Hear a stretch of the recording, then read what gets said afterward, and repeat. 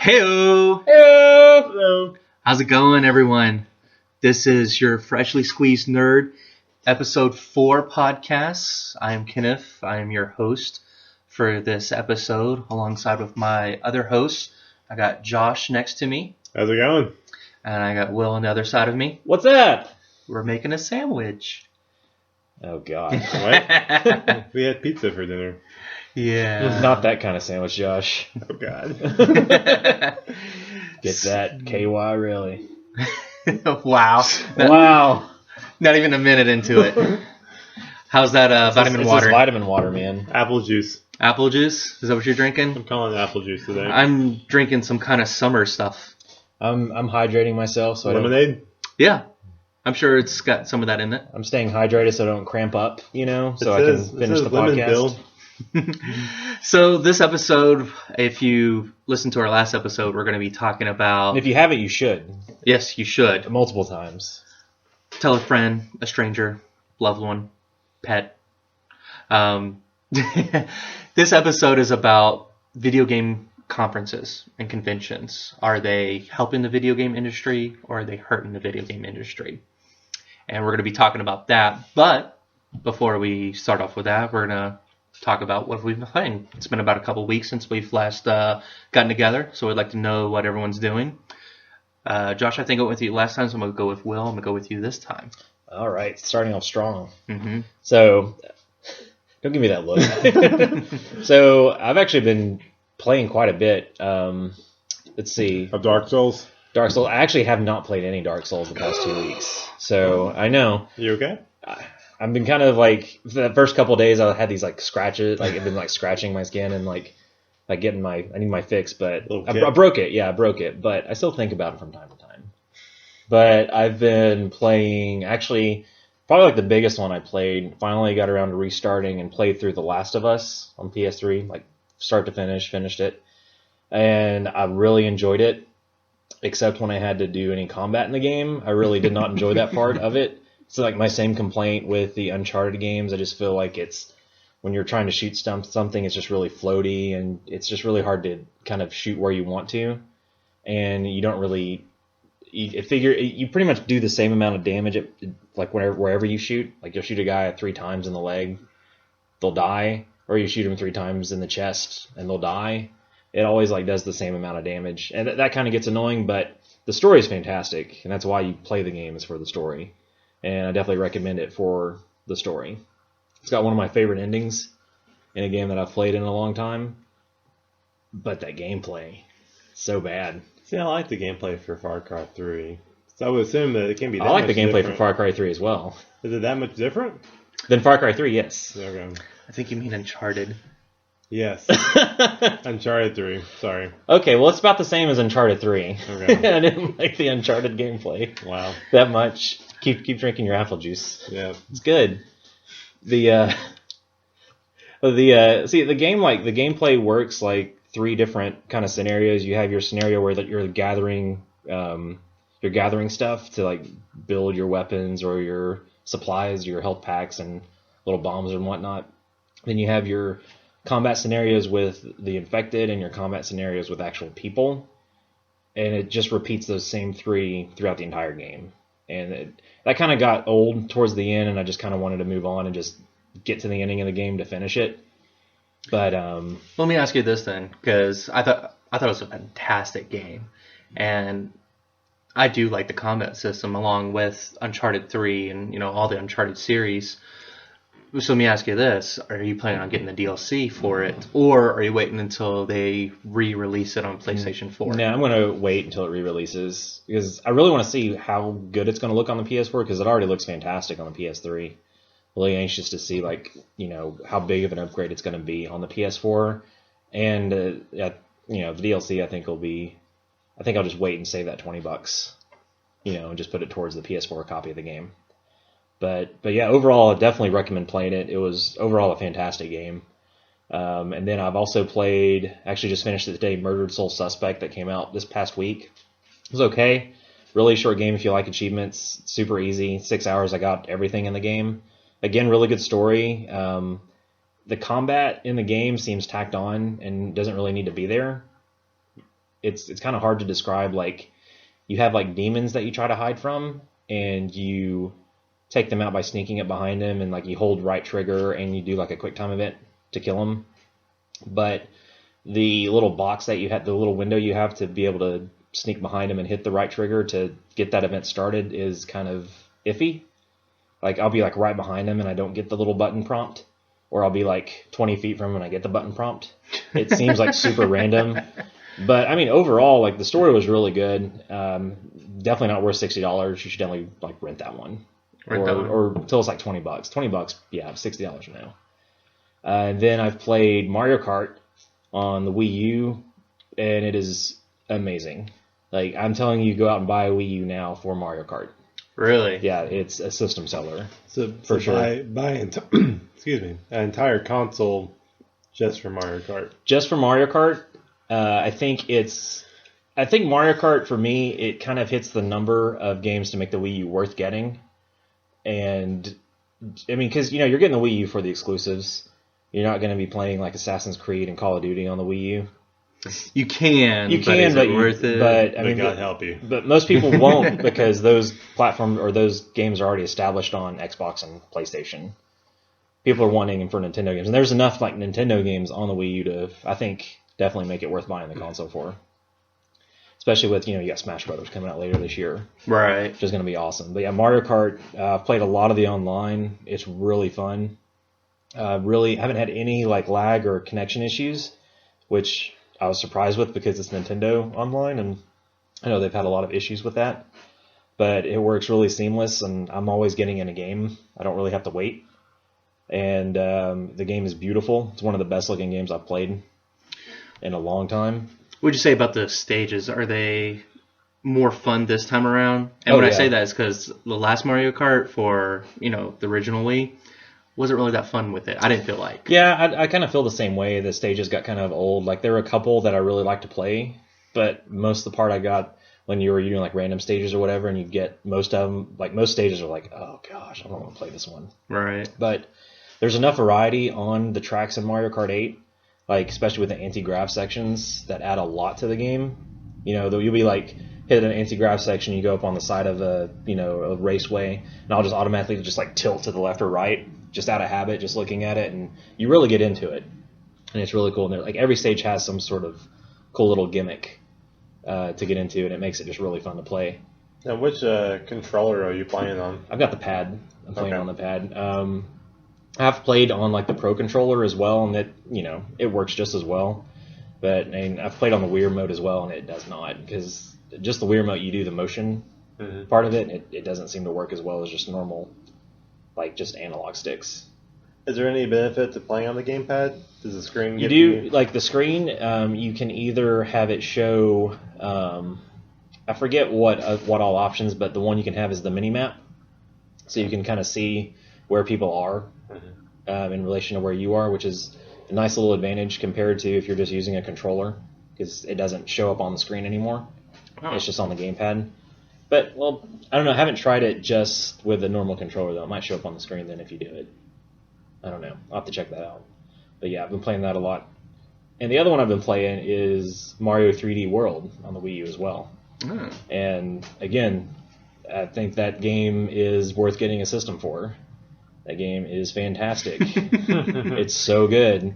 He is not endorsed by Nintendo, folks. No, I'm not usually that we know of. No, I usually am super think Nintendo's stupid, and because they make a lot of questionable business decisions, I think, but they're still putting out fantastic games. And I think with Mario 3D World and Mario Kart, they've kind of hit it to where it's worth getting a Wii U for. They put out really quality games, but it just takes years for that to happen. Yeah, I mean, you kind of, it's kind of worth the wait though. It's like all about quality over quantity. Mm-hmm. You know, I mean, if you have like new Call of Duties every year and Assassin's Creeds that are just kind of, they just get kind of meh, you know, and you get tired of playing after a while. Whereas, you know, Mario Kart, I'm only been playing Mario Kart for years. I already know that. That's a keeper. That's it. Yeah, I'm not gonna get rid of that game. I'm still gonna play it quite a bit for a long time to come.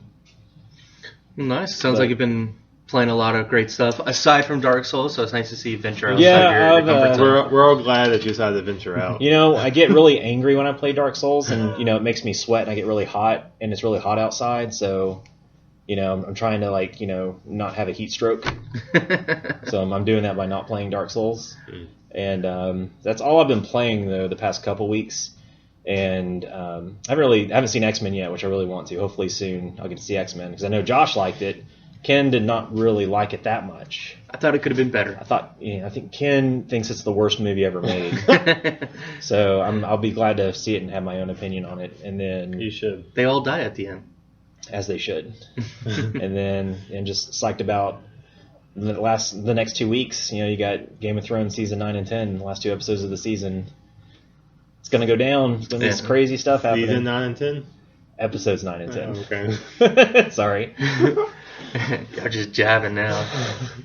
So cool. A lot of great stuff. So a lot of interesting things. I do want to play Mario Kart 8. So we'll see. Maybe I might pick up a Wii U. Maybe you've converted me. But in the meantime, Josh, what have you been playing in the last couple of weeks? Speaking of Mario Kart, yeah, we did try to, as a group, do Mario Kart on Twitch to try and do like a live game feed, but unfortunately that couldn't happen due to technical difficulties. So we apologize for that. But Yeah, the capture card I have to get it to go wasn't cooperating, so I'm gonna have to like spend some more time with it, see if I can get it to work.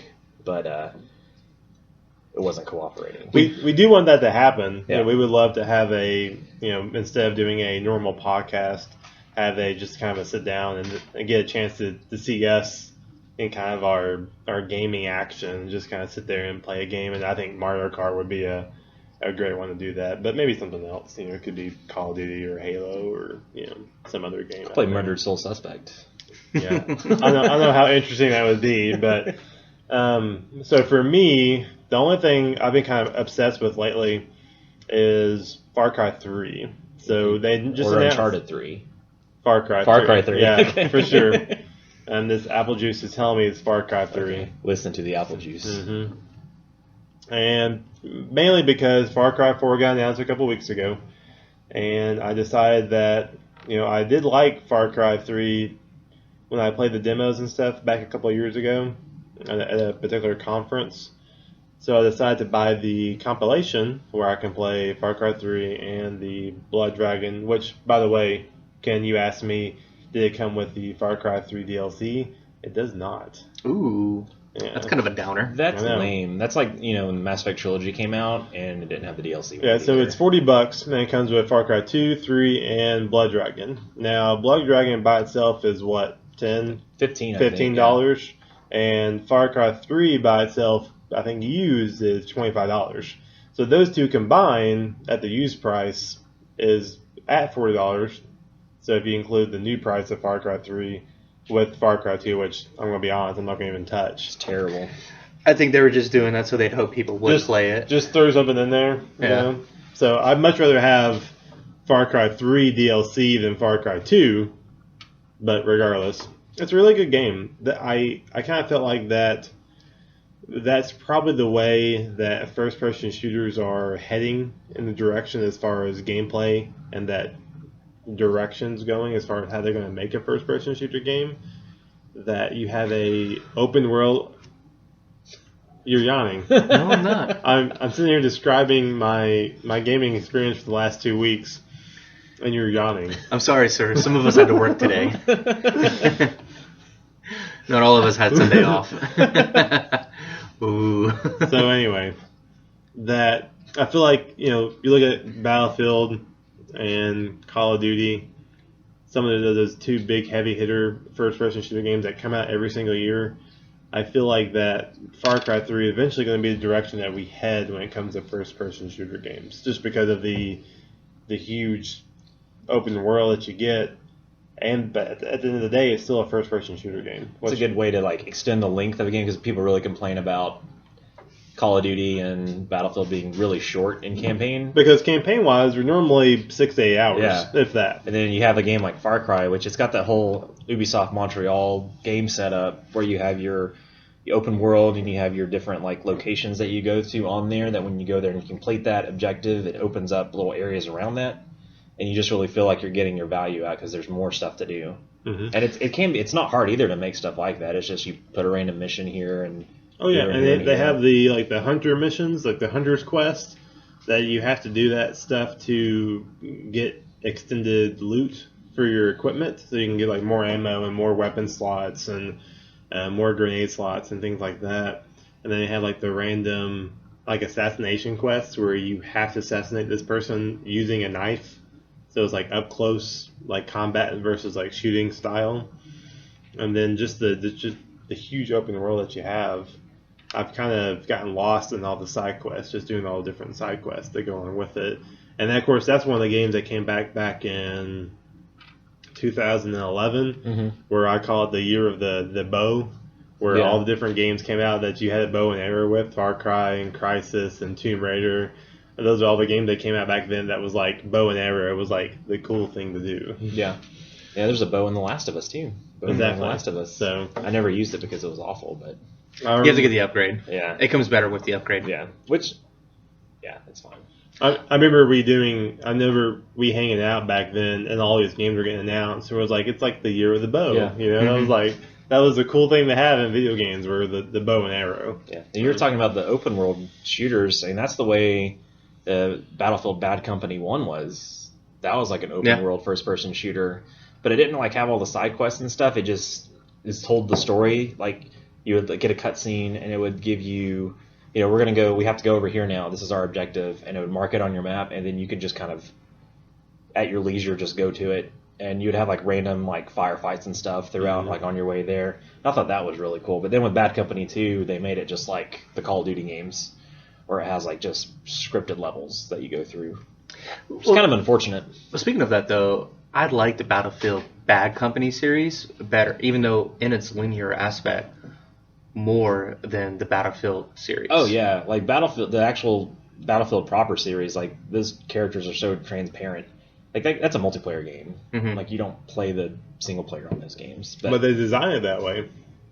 Well, I was going to say, let me ask you this. So you're talking about the open world, and I agree. I love Far Cry 3 and the open worldness, and it's still not a 70, 80 hour long game, or even 100 plus something like Fallout or something of that nature. That would be that long. You can still put 20, 25 hours into it. Would you play a Call of Duty or a Battlefield game and enjoy it more if it was open world like Far Cry 3? I would think so. It depends on how they script the story to where it makes sense. Yeah, I think the Call of Duty games, though, I kind of feel like they need to kind of stay kind of the same, like, because Call of Duty games, like, I've always felt those are like action movies that you're playing through. Like, and that kind of gameplay, you need to be moving at a brisk pace and to get the full effect of the story and kind of the tempo that it wants you to be at. And I'm fine. There's some games that, that kind of fits really well. Just make it longer than like 5 hours. But again, I don't know if I could keep up with a 5 hour long action movie. It seems like a lot. Like my old heart couldn't take it. I would watch 5 hours worth of Die Hard. That's Die Hard, though. That's an action. It is the best Christmas movie ever made. But I think with Battlefield, because of how they include the different vehicles, like the helicopters and tanks and ATVs, that would make more sense for a open world type of genre. Because that's why, like I said, Bad Company was like that, and it worked extremely well, and it told a story, really good story, added still a good pace. And even their multiplayer games, where the map would actually expand as you hit certain objectives in the game. That the map will actually get bigger for you. And so I would think the Battlefield series would make sense for a larger open world kind of feel like Far Cry. But you're right, kind of Call of Duty, they're trying to make money off of, hey, you pay a $60 game, and then we're going to charge you $20, $10 for 3 extra times for map packs. Mm-hmm. That's where they're going to make their money. Yeah, they want you to get invested in the multiplayer part of it, not necessarily. In Call of Duty's never done story DLC. No. Never. And they never will. No, they won't because they make their money off the multiplayer. They'll do like a pretty high quality, like 5 hour or so campaign, but they won't ever add to it. Yeah. So, besides Far Cry 3, finished that. Looking forward to my next game. I've already asked y'all's opinion on it. I was thinking, Batman, which I know Ken hated thoroughly. I did not hate it. Almost as much as X-Men. He almost Exactly. hated No, Batman. X-Men, terrible movie. All right. Batman, amazing game. So I was thinking Batman Arkham Origins or The Last of Us. And I asked these guys earlier today at dinner. Both of them said the Bioshock Infinite. So Yes. It wasn't even on his list. Mainly just because it's so cheap right now. Like you can get it for like $15. Last of Us is still like $40. You can do Last of Us after Bioshock Infinite, but Bioshock Infinite. I really want to talk to you about it. That's why I want you to play it. I really want to talk to you about So it. even though you know what I like as far as games are concerned, you think Bioshock Infinite would still be a good one? Because you like story, like a good story in a game, right? You like story. I like to think I'm intelligent. Okay, so you'll like Bioshock Infinite. You like good games, right? I do like good games. Okay, so you'll like Bioshock Infinite. Okay. So besides that, I'm going to move on to my next one. I did watch Days of Future Past. I think we recorded our game session, our last podcast, on like a Friday or Saturday. Sure, we'll go with that. Yeah, and then like the very next day, like I woke up as like the earliest showing possible and went and saw Days of Future Past. And after seeing that, I was very happy with the whole movie itself and the way that it ended. And I felt pretty happy going into 2016's X-Men Apocalypse. So I felt pretty good about that. Yeah, I'm excited about that. Apocalypse is one of my favorite villains, so. I was excited until I saw Days of Future Past. No, I might wait till rental. Gosh. We'll wait and see. I'll get my opinion on it. That'll be the tiebreaker. And like That'll be the tiebreaker. and like I said, I was more excited about Days of Future Past than I was about the Avengers, just because I think overall I'm a bigger X-Men fan than I was a Avengers guy, and I was very happy with the results of the last X-Men movie. I think I would buy Murder Soul Suspect before I'd buy X-Men Days of Future Past on DVD. The $60 price? Yeah. See, now I think you're just being. Now I just think you're being mean, just to be mean about being it. mean, Ken. Yeah, I'm excited. I'm gonna try and see it this week and maybe bring it up You on should, the next 'cause show. I would love for us to go like all spoiler out and just talk about it up front. We could have a spoiler cast, X-Men Days of Future Past episode. Exactly. Spoiler cast. Maybe. We'll see. We might have a guest that day to take fill-in for me. I would love to get your. I would love to me and Will just to beat up on you because I feel pretty confident about Will's decision. So that might happen in the near future. I'm pretty optimistic most times about movies that I see, so I'm probably. Unlike Spider-Man 2. Unlike Spider-Man 2, Yeah. that game the game was terrible too. Now I don't think as far as superhero movies coming out, there's not a new one coming out in July. August is Guardians But of the Galaxy. August is Guardians of the Galaxy, That and is I gonna am be fantastic. really excited about that one. I will watch that in theaters. I think Yeah. I'm going to talk the wife into watching that in the theaters. Yeah. Maybe we'll all go together. That way we can all have our That's a good judgment at idea. the time. Yeah, Yeah, we can do that. I think we might be able to We swing can that. make that work. Yeah, I'll see Chris Pratt take over the screen and go Yeah. all Parks and Rec on Guardians of the Galaxy. It's gonna be great. I'm super excited. So, yeah, that's my that's what I've been going on this week. I've been in Nashville on travel the last couple of weeks, so I haven't had a chance to hang out here at the house and do stuff. But in between that, I was still able to beat Far Cry 3. So Good stuff. And now Good it's stuff. Bioshock Infinite time. That was about Bioshock Infinite time. we'll see. So cool. A lot of good stuff. I I still gotta go to the store and buy it. So Yeah, you do. we'll see what happens when I walk in the True. store. I might have some sales rep convince me to buy something else. Or you just get that and The Last of Us. Just get both of them. He That's did true. get a promotion. He makes bank now. Moneybags. Mm-hmm. Josh Moneybags. Sure. We'll go with that. Let's let all the ladies think that. So he will buy you a copy of Bioshock Infinite. Yeah. Well, I've been playing. I finished Wolfenstein. Amazing game. Now, I will tell you that it's kind of a short game. You know, I think maybe 8 hours is about the norm. Story was great. Graphics was great. I had a lot of fun playing it. I still felt like I got my money's worth. I paid the $60 for it. Did not regret it. That's probably going to be the biggest surprise of the year for me. Was that one, because I wasn't really expecting a lot from that game, and it just kind of blew me away. I really enjoyed it overall. It was an absolutely fun game. Mm-hmm. Even during the downtimes, I had fun. It had a lot of story, a lot of lore, a lot of interesting characters.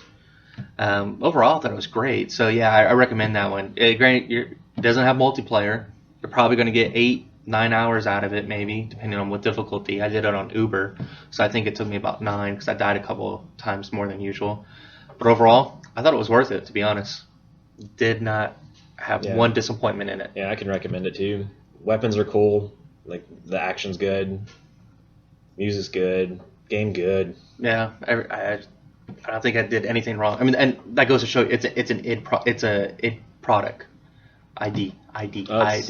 They didn't do that one actually. There are logos on there. It was just, I think, Bethesda and Machine Games.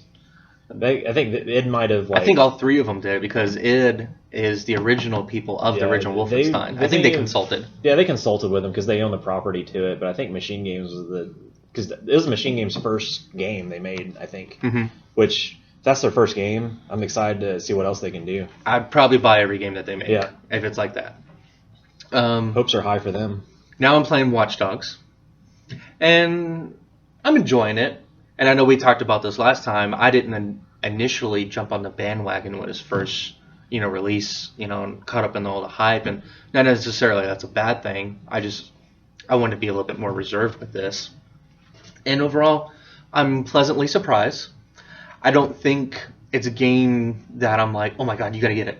You gotta get this Watch Dogs. It is a must-have. Well, it is a must-have, Definitely enjoying it. It's your typical Grand Theft Auto, Assassin's Creed, sandbox engine kind of a game. But it has enough variety and differences to be on its own. I'd say probably, if you have a next-gen system, you must have this game. Because it's something to play on your next-gen system. Right. Even if... You okay there, Josh? I'm good. Did you drop your apple juice bottle? Yeah.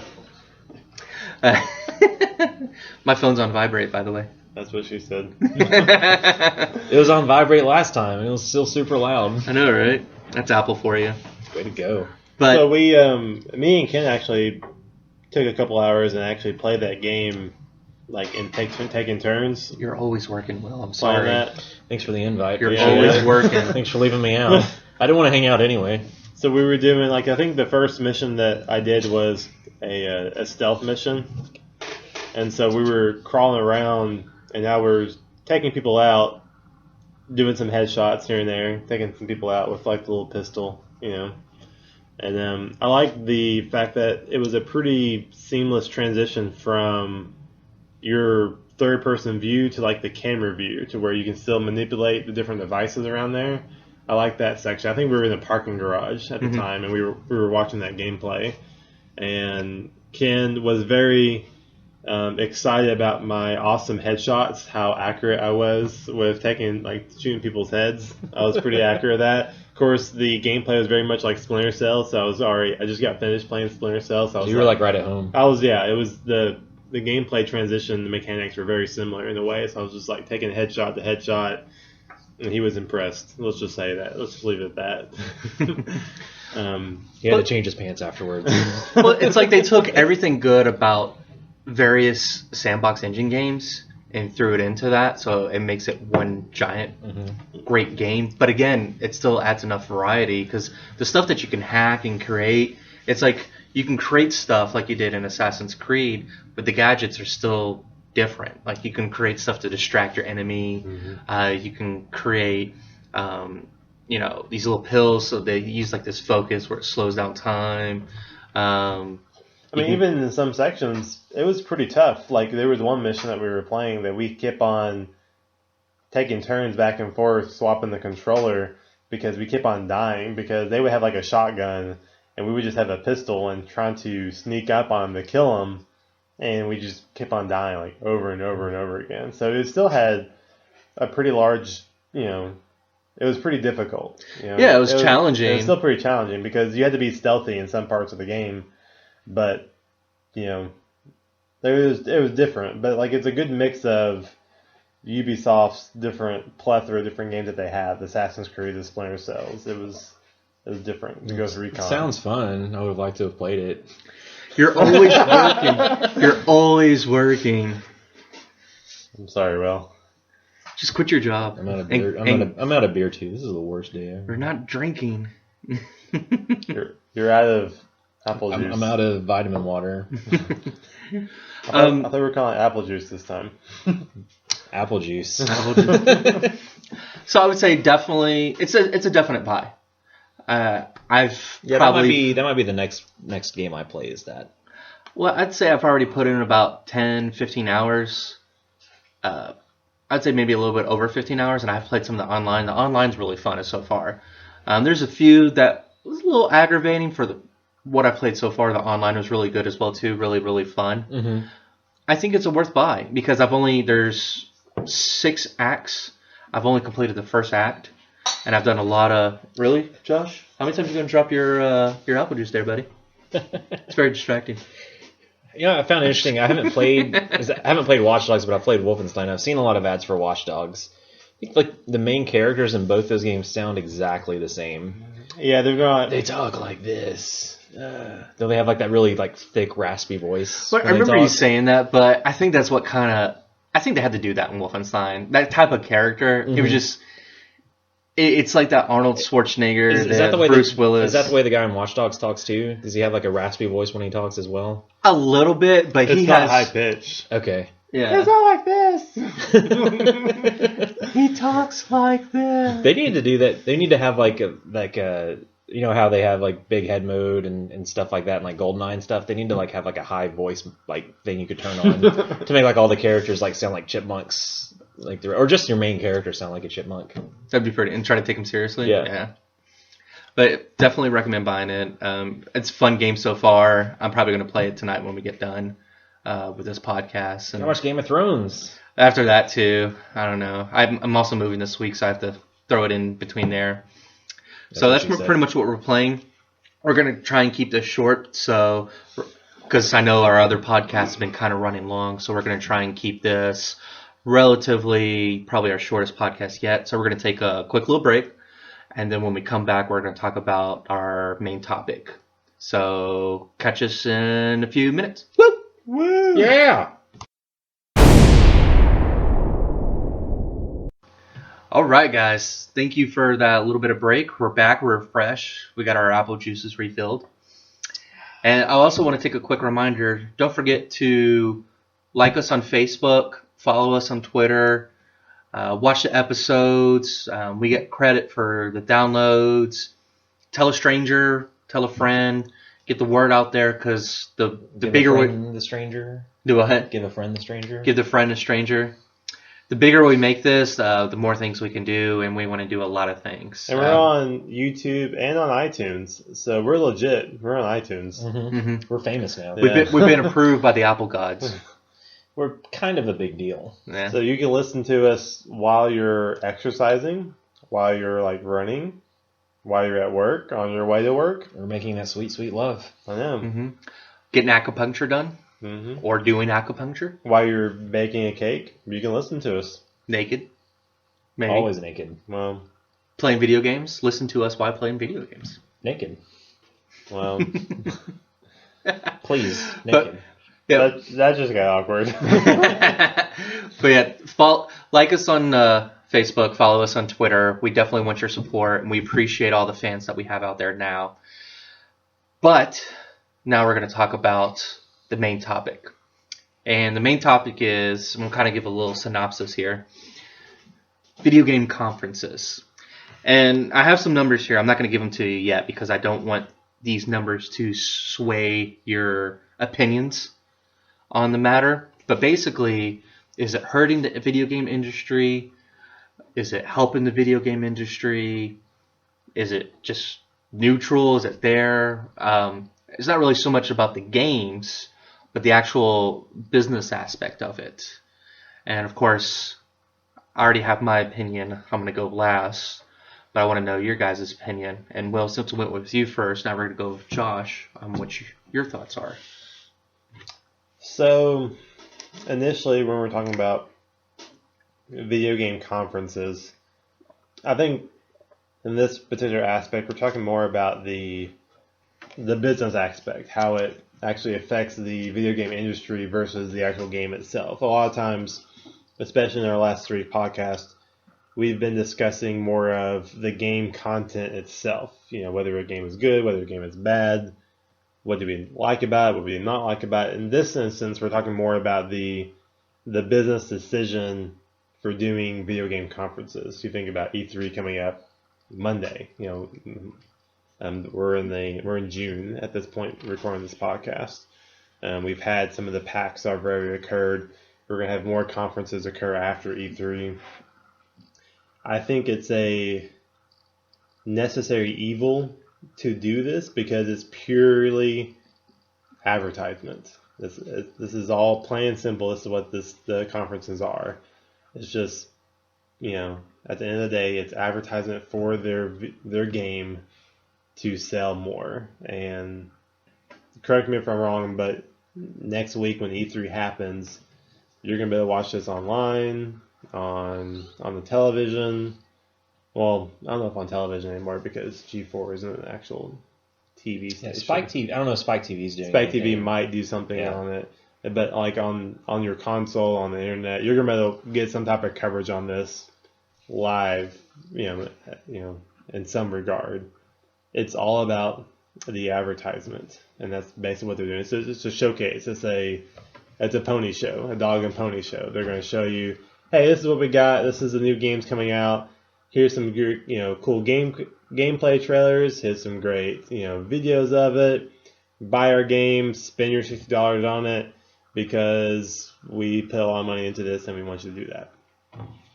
So I feel like, yes, it's probably good for the consumer because I get to see a little preview of these games, but at the same time, they're doing this so that they're not going to show anything bad. They're not going to show anything that's going to make me not buy the game, but it's going to give me some type of hint and some type of indication that this is a game I want to buy.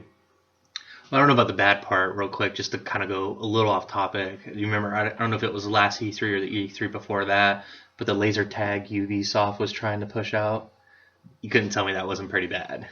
Yeah, sometimes they try to be different and funny, and it just kind of fails miserably. And that's what people end up talking about more often than not is just how ridiculous they looked versus what they were showing off. They're like, oh, your new Assassin's Creed looks really good, new Far Cry looks good, but you see that stupid shit they were doing? Let me ask you this. You said, okay, it's marketing. Is it marketing do we really need to have a big, you know, show of marketing when we're probably going to see it on the internet at some point in time? Some, you know, review paste like IGN or GameSpot or Game Informer is going to have this information anyways. Do we really need to have a conference about it when we're probably going to see this stuff anyways? Well, here's the thing. When they're trying to sell you, let's say the next Call of Duty game, that's coming out, they know that people who have bought it year after year are going to buy it again. So they're not doing this type of advertisement for those people. They're doing it to gain additional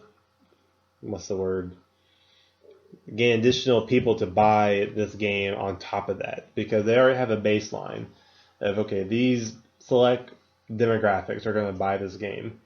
So they're trying to capture additional people on top of that to buy this game.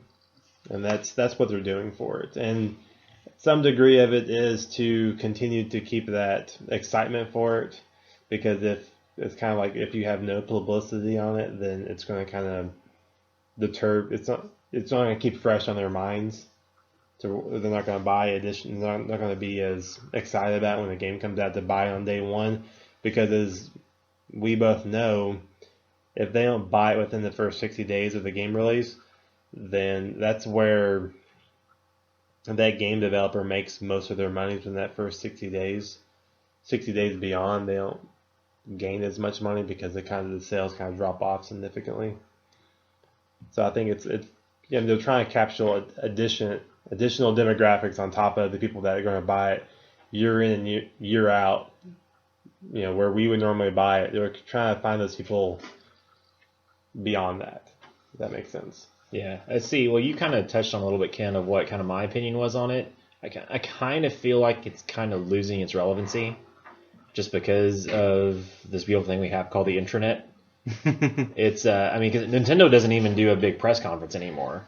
They have a booth set up just like they do at every other convention they go to. They do like Nintendo Direct stuff. Like a podcast. Yeah, where people can just like tune in to their CEO or whoever, and that's where they do all their big announcements. And a company like Nintendo, who's kind of like struggled financially past few years, and they save a ton of money doing that, and they get, I think, just as much exposure because you have sites like IGN and GameSpot still like talking about their announcements on their Nintendo Direct, and you can access like the Nintendo Direct like from your 3DS. Like you can watch it from your 3DS if you're like on a Wi-Fi connection. You can watch it there, and you have access to it. That's pretty cool. And watch it that way. I mean, if more companies start doing that, I think you'll see kind of the relevancy kind of going away, because it has to be expensive to have like a press conference like that. So it can be cheap. They're paying money to have that press conference. Yeah, because there's a lot of people still watch. I mean, I'm excited about it. I'm excited about it this week. I'm super pumped, but at the same time, it's like I don't really know how much longer it's going to be really relevant. The more people who get access to the internet, I think that's a better way to get your information. I mean, that's where you're getting information from anyway from these conferences, right? I mean, because you're not going there. I mean, you're looking at IGN anyway.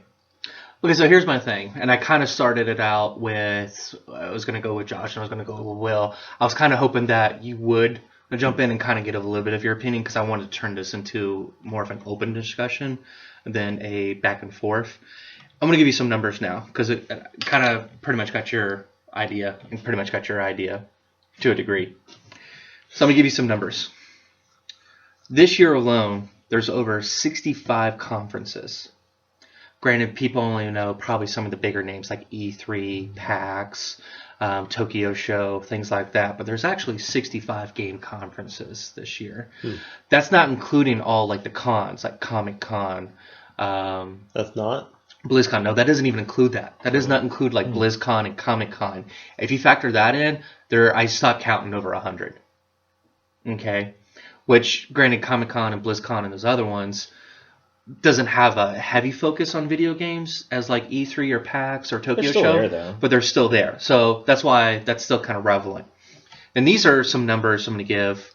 Now, I'm not going to tell the website or the company because I want to kind of leave a disclosure, but a lot of this is from actual... Ken.org? No, it's not from Ken.org. Some of it was from like IGN or Joystick, Okay. Wikipedia and stuff like that. There was one company, okay, this was E3.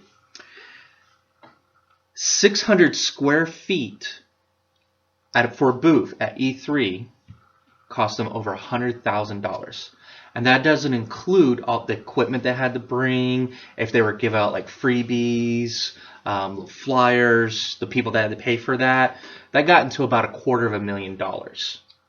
And that was just for 600 square feet. Now imagine like the big name, like the Microsoft, the Nintendo, Sony, that have well over more than 600 feet. I'm sure they have closer to double that, like 1,200, maybe even 1,800. Paying a premium for it. Yeah, you're paying almost $500,000, maybe close to $1 million. I mean, that's why Nintendo doesn't do their press conferences anymore. Exactly. Like, did they say how much those were? No, I couldn't. Okay. I couldn't find those like numbers. But another one. Now this was where PAX is more of like your indie games, where they're on a much tighter budget. You're talking about budget with like Nintendo.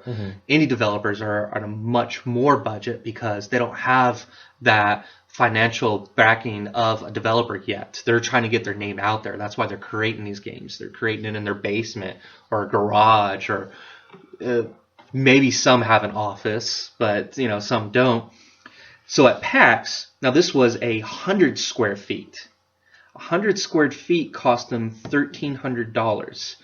And then with the numbers, again, going to where this was a particular game developer, just to rent the space, it was $1,300. And it was like, well, 600 square feet, it was $100,000 at E3. Again, this is an indie game. $1,300 could mean the difference between a good game and a bad game. On top of that's just the renting. Again, they have to bring the equipment there. They have to showcase it. They have to have advertisement. They have to have marketing. It ended up costing them close to $15,000 just from that one indie game developer. Okay? And I'm going to point this out too. Here's another statistic. The average price of producing a video game in the year 2000 was closely $1 to $4 million. Okay? By the end of that, it rose to closely $5 million. By the end of 2006, it rose to $5 million. So from 6 years, it grew about $1 million. Okay? Then by 2010, the average cost of a game is $20 million. It's like making a movie. So here's my thing. So here's my output, and we'll discuss some more, obviously, about it. If video game developers in industry, Microsoft, Sony, Nintendo, and granted Nintendo's getting a little bit wiser about it, but if they spent less time trying to market their games, couldn't that be more money that they could put into the game and make better games? Would Irrational Games still be around if they didn't have to fork over $250,000 for every game conference? We're losing, developers left and right because people don't want to pay for the game, but developers are charging more for their games because they're showcasing all this stuff to market their game, get the hype up, and it gets people hype, but no one can afford a $60 game and then a $20 DLC and another $20 DLC and a $20 DLC, and that game ended up being over $100. That's my opinion. I don't think we should get rid of video game conferences. But do we really need to have over 100? Do we really need to have 60? Can't we have like 4 or 5? Because, really, they're already talking about stuff that they've... Look at the Battlefield Hardline, Battlefield 5, Witcher 3. Just give those an example that they've already showed those trailers. Is there that much more that they're going to be able to show that doesn't already have me excited about it? That they got to spend $250,000 to get me excited about it? And now that's less that they're going to put in a game and probably charge me more in the end price? Well, they'll be like, and you kind of said it though, it's like advertising, they want to spread word of mouth on it.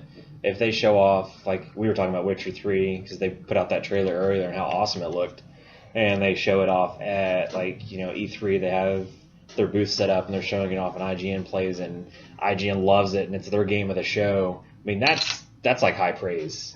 That's going to get people who don't necessarily like play that kind of game get interested about it and start looking into it. That's what you were talking about BioShock. They spent a lot of money advertising it, and even like the cover, they designed the cover specifically to appeal to. I remember Kevin Levine said they designed the cover specifically to appeal to frat guys because that's an audience that they don't normally have buy their games. They end up buying them because it looks cool, and so they spend a lot of money just buying the game.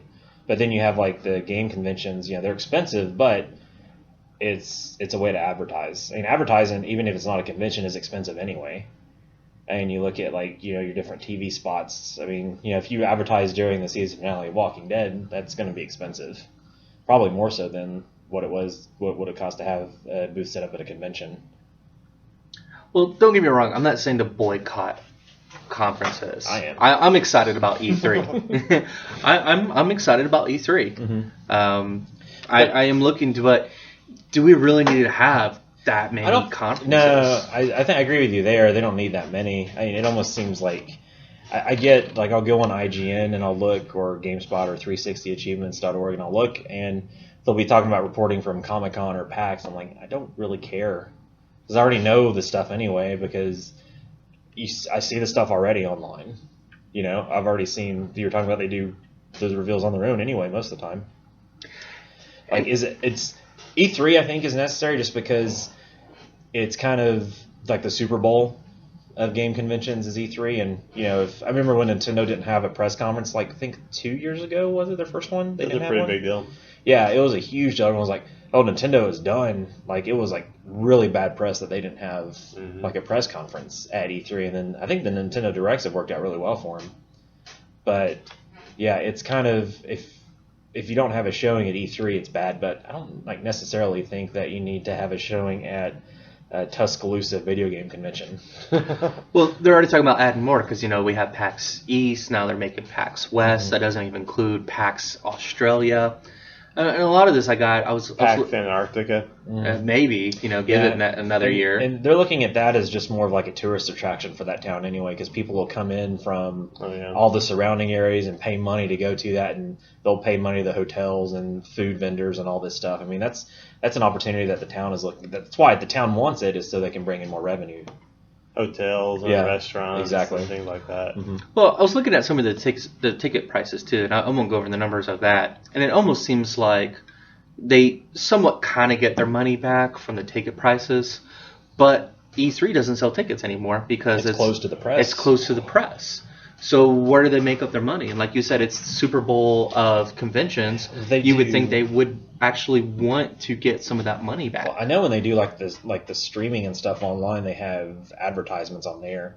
I'm sure they probably charge a good amount to have those ads on there. And, you know, you'll be looking at the different gaming sites who have their own, because there'll be game sites that have like their own little kind of booth-ish thing set up where they have like game developers come in and they interview them and say this is brought to you by whatever. I mean, they're getting ads from that too. So it's just the advertisement within the convention, I say, at that point. But like you said, like that's still bringing in a lot of people to. Where is it at? Is it in LA? Where is it's in LA. It's in LA. Mm-hmm. Yeah. So then you still have a lot of people coming in though. It's still a big event. So not to give ourselves away, but each of us personally have been to different gaming conferences in either San Antonio and Las Vegas. So real quickly, give me your thoughts on, did that help you sell a particular game to you when y'all went to those particular events? I would say, for me personally, no. No. I mean, I think I'm actually the same way. Yeah, I'm educated enough anyway on what I like and what's coming out that for the most part, I don't really enjoy them. I think they're too crowded and the lines are too long. I usually just go around like at the giveaways and stuff and try and do those. Like the actual, like, there's a couple of stuff that I'd like to see and kind of play, but I mean, it's just, for the most part, it's more of a headache than anything. Well, I'm glad you brought that up because I was getting ready to bring on that, and I was going to throw that question at you guys: is what do you think? Because we have been to conferences, and I agree with Will. I spend more time because they do give out free stuff, and you try to win things. I spend more time trying to do that than actually play the game because they're not open all day. They're only open for a certain amount of hours.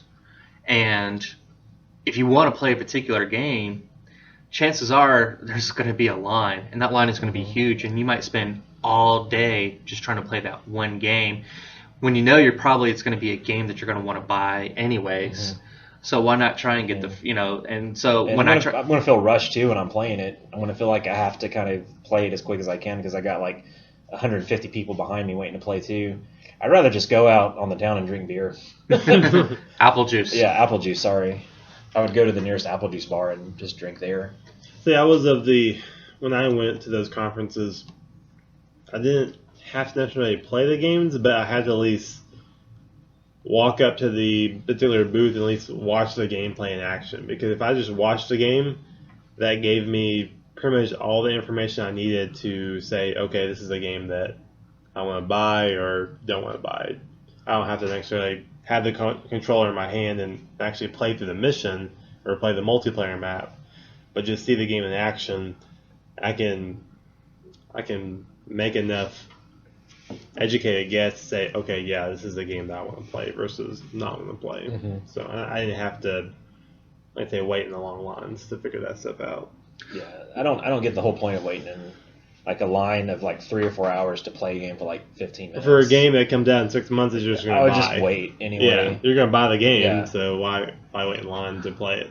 Well, sometimes too, there might be a game that they showcase that you can't even buy, and it's like, well, what's the point? Or not buy, I mean, like play. Mm-hmm. Show you like a video of it or something. Yeah, I mean, how many times have they showcased a game and it's like, well, you can't play it, you can just watch it. I remember when BioShock 2 was being announced and it was being done by 2K, and they wouldn't let you play it, they just had video. And it wasn't even gameplay video. Just like cutscene? It was just cutscene stuff. And I was like, really? You're just wasting money. Yeah, and I knew it was a game I was going to buy it anyways. And this was, before it came out, obviously, so there wasn't a whole lot about it. But BioShock 1 was awesome. I loved it. So I was like, yeah, I'll get BioShock 2. But I would have liked to seen at least some gameplay footage. I was like, why even bother? And on the flip side, I think it was that same year, or it might have been the year after that. Remember Rage?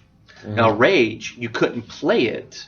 They had one of their developers playing it, but they were actually playing game stuff, game footage and everything. Like, it was actual gameplay that they were doing. So it wasn't trailers or nothing like that. And like you said, Josh, I got more enjoyment of watching that. Even though I didn't get to play it, I could actually see gameplay, as opposed to BioShock 2, where I was like, yeah, I saw this on the internet 4 times already. You're not really impressing me, but I'm sure you spent a lot of money doing this. Mm-hmm. And I'm sure that's going to reflect on the game.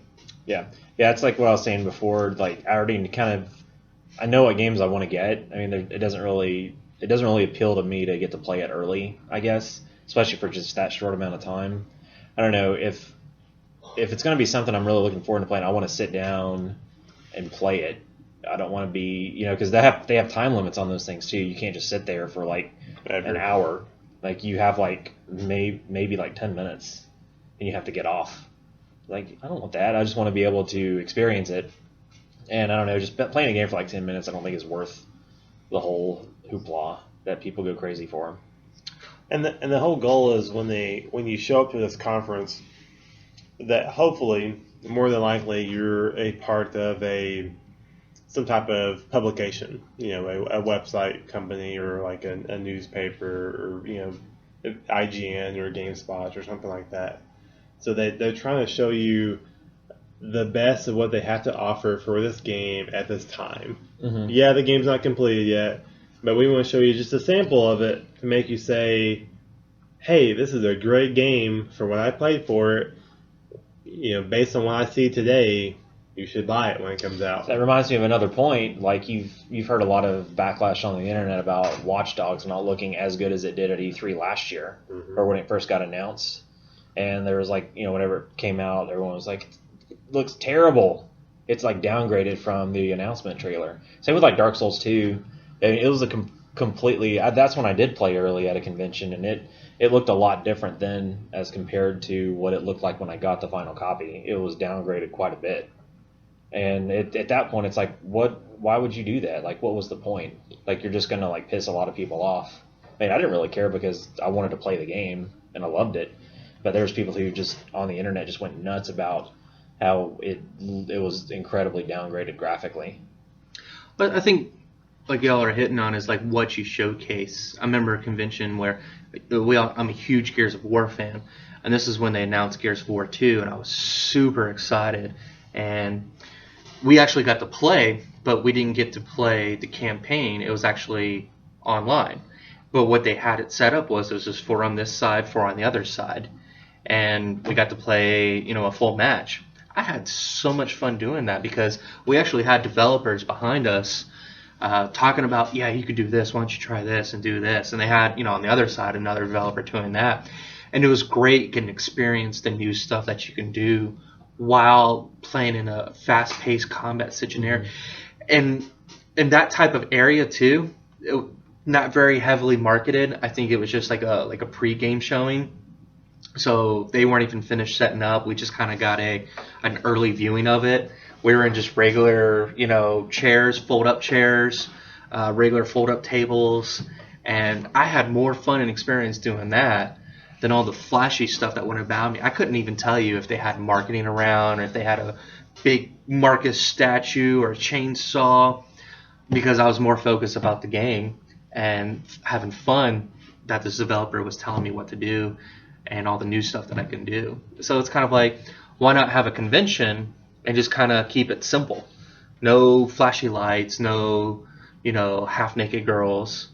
I was about to say, you're kind of missing like the one like, positive to this, like that you can always count on, and that's a nice booth babe. Yeah, there's always lots of those standing around. Yeah, I mean, why would you not want that there? They have no idea why they're there, but they're there. Yeah, they don't even know what the product that there is that they're promoting. Yeah. They're just there. But it's fine. I think they just picked them up at the red light district in Europe. Whoa. Whoa. Did I say that? Like what? Gears of what? Yeah, Gears of War. Yeah, that's what I'm here for. You're like, what's that smell? No, don't worry about that, hon. But I mean, as I say, go back to, we can have conventions, but let's make it more practical instead of the flashy lights. And, like, I saw that they're going to have a huge Wolfenstein, the Panzerhound. Mm-hmm. That looks really, really awesome. That was really, really cool. I'm sure it cost you lots of money to make That's on the show coming up. They're going to have that? It was on one of the conferences, one of the previous conferences that they had that at. I was about to say, if they're having that, that's... Why? Yeah, no, I can't remember what conference, but it was already a conference that had already passed, obviously. But it's like, that was super cool and all, but... And then what are they going to do after the conference? Yeah, What are they going to do with it? I'd take it. So it just seems pointless to me to have that stuff there. I think at the end of the day, they probably don't need 65 of them. They could probably do a 20. I was thinking even less. I was thinking maybe 4. I mean, the only one I pay attention to is E3. But I look at all the Nintendo Directs that Nintendo does. But I would think how many conferences like their indie developers and stuff don't get to do a conference because E3 is so expensive to get into. Yeah. That's why I said 20, just because that would give a chance for at least every developer to at least show up at least once or twice. Or a couple times in every conference that comes out. That's and you're thinking worldwide. Yeah, you're not thinking just United States. You're thinking Europe as well. America. Fuck yeah. Whoa. Don't say. But it's for America. It's okay. Yeah. Wow. I went Team America there. But yeah, I get it. It's just there's too many. And like I said, I only really pay attention. Well, because they do have good stuff that comes out of Tokyo Game Show. And I forget what the big one in Europe is. I can't remember. And sometimes we wouldn't have some of this press release stuff unless it was from some of these conferences. You feel like a lot of, though, like this past week, because you've had like Mortal Kombat 9 or 10, sorry. You have all these like pre-announcements. The Witcher, because they're wanting to get that out. Because you feel like because there's so much stuff at E3 that they'll just kind of get lost in the shuffle. If you get like a few big ones out early, then they get like kind of their time in the sun for a couple of days before they get lost in the shuffle of everything coming out. Yeah, like Mortal Kombat 10 would not have got announced this week versus in the week of E3 because they announced during the week of E3 it wouldn't be as exciting. It's fun though. It's funny though because Mortal Kombat 10 there's going to be another E3 before it comes out. It's not supposed to be out until like next July. Yeah. But here's another thing too: is you talk about like 20. I said 4. I don't know what number you came up with, Will. Like a 5. 5. Like less than 10, easy. Here's the thing: how you were talking about earlier, Will? No, it was Josh. Sorry, Josh. Josh, you brought this up that, like Call of Duty, they bring this up to get the hype up for those people that don't typically play it. In a sense, though, they're trying to get the hype up. They're trying to broaden their audience. Yeah. How many times can you do that, though? Like for this, you have 65. Let's just even it to 100. Okay, so there's 100. How many can you show the same thing 100 times and get me excited 100 times? Or do you have to come up with something new each time? And if so, how many things can you show that's new before you just show the whole freaking game? I mean, are you talking about for the same game or like each year? No, each. Okay, so this year alone, 2014, there's over 100 conferences. and they're going to show something at each conference. Do they show the same thing? Do they show different? When does it become monotonous and tedious? And when does it come to the point to where that they're just showing everything? Well, especially with like I think you're just doing that on purpose, not especially with like Call of Duty. That I mean, there's new Call of Duty every year. I mean, do you really have to do that with Call of Duty? Is there really going to be a chance for you to broaden your audience with Call of Duty at this point? Yeah, I mean, you're doing your best to keep people from not buying your game now. Like there's people who bought your game that just don't want it anymore. I think people don't want to buy Call of Duty, and that's do. why they have an E3, and they're like, look at this all new stuff. And we're like, yeah, I'm going to get it again. I know I just said like the last 6 months I wouldn't do it, but now I'm definitely going to. to. You see like Microsoft and Sony like show off Call of Duty, and that's like a big focal point in their presentation. And I'm at home watching, and I was like, I don't care about this. I want to see something different. Yeah, and there's so many times where I've talked to people like time after time after time when they go, no, I hate Call of Duty, but yeah, I'll buy the game. Yeah, I'll buy the season It's just pass a social with it. thing now. Yeah, it's. But I mean, I just think the big companies are like they're wasting an opportunity if they talk about it. They really are. I mean, you can announce that you're going to have the DLC first on your platform. Just that takes 2 seconds. Do like the trailer, like a 2-minute trailer, and then say DLC first on Xbox or DLC first on PS3. But spend like that extra 20 minutes that you now have to talk about something different that your system's going to have that the other one's not. No, they are making money off of that DLC first kind of thing. You know? Yeah, because But when you're selling the map pack for $10, they're making $4 or $5 off of that. You have like most people too, I guess, because I'm like, I'm a pretty big gamer.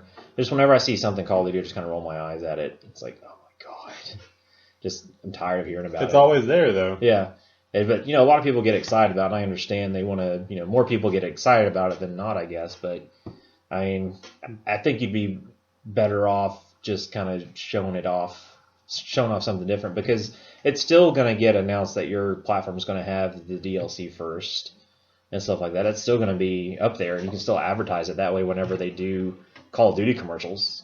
Yeah. DLC first on Xbox at the end or whatever. Yeah. But you have that, however much time that 20 minutes cost you. I mean, you could be showing off like the new Gears of War, or which they probably will, or new Halo. Spend more time talking about something like that, something different than Call of Duty. All right, so final question. Not the mystery question. We got a mystery question. We're going to take a quick break in the mystery question because we're going to try and keep this episode short and sweet. So, Josh, video conferences, yay or nay? Yay! All right, Will, conferences, yay or nay? A small amount, yay. Me, I'm going to say nay. Nay, just because not until they get to that point to where they're there for the purity of the game and not for the flashy stuff that they do. Yeah, I'm more, my professional background is more business oriented, so I see it on kind of a different angle than y'all might. So I just like the few amount just because you'll get like the more impactful announcements. Yeah. That way, that's all I care about. That's the only reason I want to watch them, is I want to see the new stuff. But like if they do like 100 a year, I mean, it's kind of like missing the whole point. 100 is a lot. Yeah. And like I said, I stopped counting at 100. The list was still going. So we'll put it at that. So that's our viewpoints on video game conferences. Let us know what you think about it. Of course, when this post will be after E3, but we like to know. That's why we did this one, so we can know what your viewpoint is, especially after seeing E3. Maybe this might give you a little bit more viewpoint when it comes around next year. So, like I said, like us on Facebook, follow us on Twitter. We're going to take a quick break, and then we're going to have our final question, and that will be all. So, yay! Yeah! Yeah! Woo! All right, we're back. Yeah. So this is our mystery question for the day. We're going to keep it sweet and to the point. Mystery question I have for you guys is, what good guy hero would make the best villain? And I don't mean like Mario, Wario. Like legitimately, if Mario was like to turn bad and he's like shooting up the place, would he be a better villain than Wario? And I'm just using him as an example. Which hero would make the best villain? Let's go with you, Josh. I'm gonna pick on you since you keep dropping the apple juice. Why did you do it again? Jeez. Oh man. So I'm glad you went first because I have no idea. I gotta think. That's a terrible secret question. So what hero? And we're talking about just strictly video games? Anything. Any hero. Okay, what about anti-hero? Doesn't count because they're completely bad. You have to be completely bad, right? Yeah, a good hero has to be completely bad. I got one. They can't be an anti-hero because they're kind of questioning their outlook on life. Oh man! All right, so what hero would make a great? Let me go to Will first. You want to switch on? Since Will already knows it, go ahead. All right, I've got one. I don't know why it just kind of popped into my head, but Neverending Story, like Falcor. I like him just to be evil, like because he just saves Atreyu, and there's like flying. He picks him up from out of the swamp, and he's just flying around. And he's like, "Oh, you saved me!" And it's like, "Oh, Falcor, I'm your best friend," and then just turns upside down and he falls and dies. And he does that laugh. Yeah, I think that'd be pretty funny. Yeah, that's like that's just the first thing that popped in my head. I think they'd be kind of funny. Cool. Did that give you a little insight? That was super quick. But yes, that's what she said. Yeah. Luke Skywalker. Actually, he did go bad there for a little bit, and he went good again for someone that knows Star Wars. But he's good.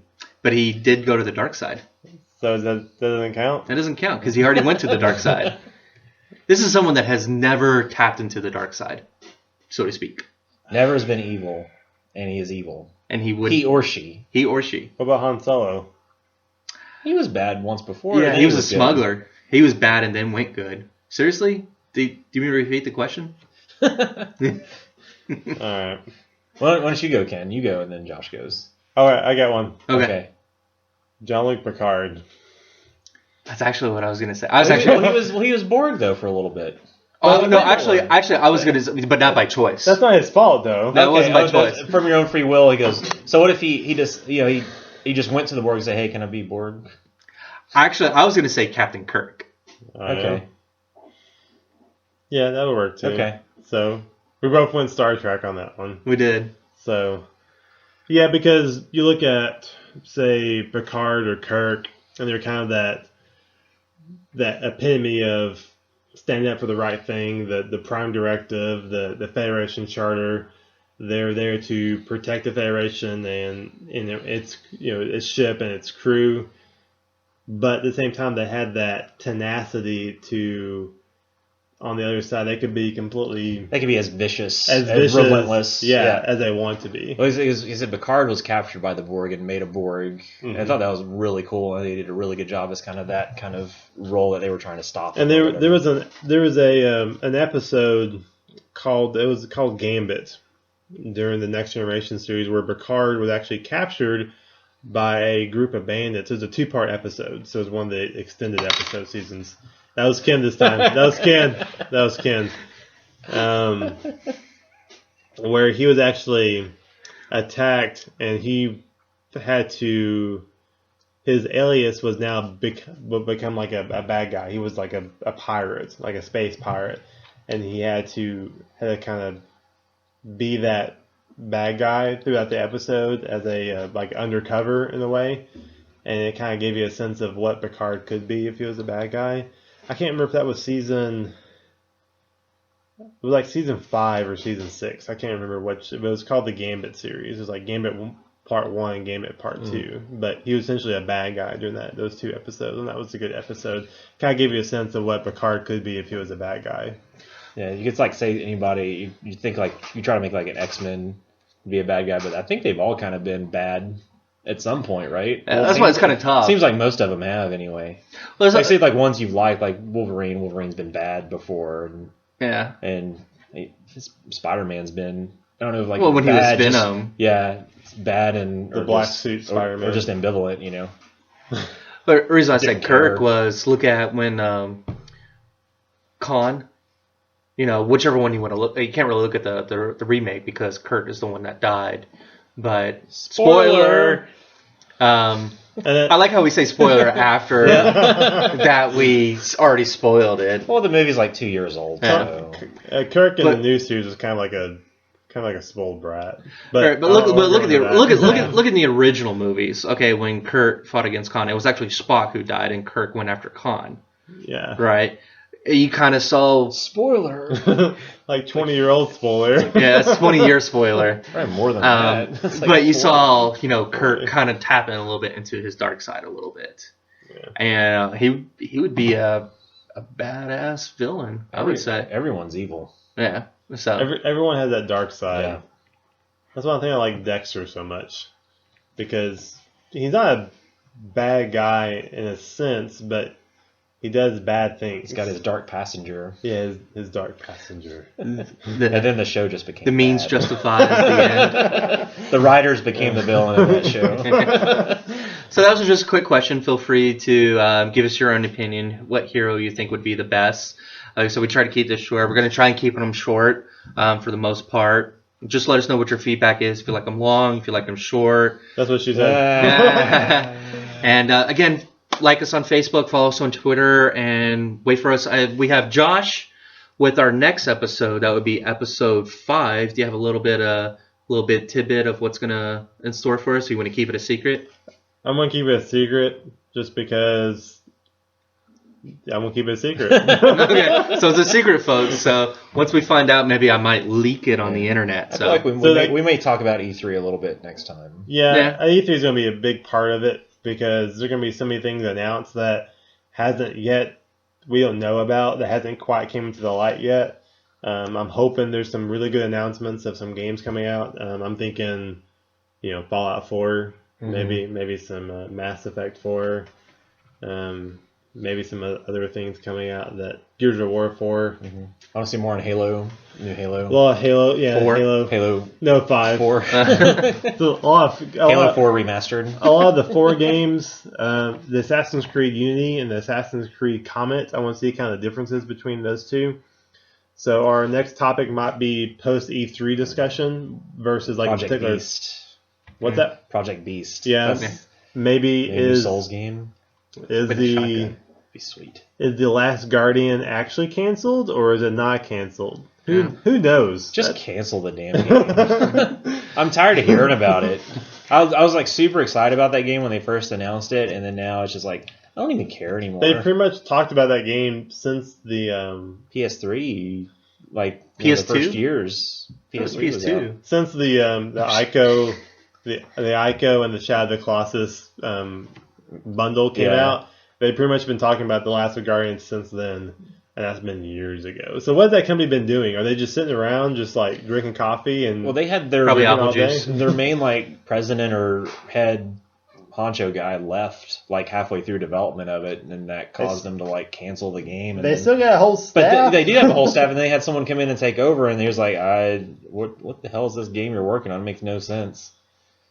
And because it was probably some guy who played Call of Duty all the time. I want that job where I'm sitting around for 4 or 5 years making a game, in quotations, as you can't see people, that comes out 5 years later, but I'm still making a game, but I'm still getting paid 6 figures. Yeah, like Sony comes to you like, so what do you got on tap today? Like, I'm thinking about making a game. We're gonna concept.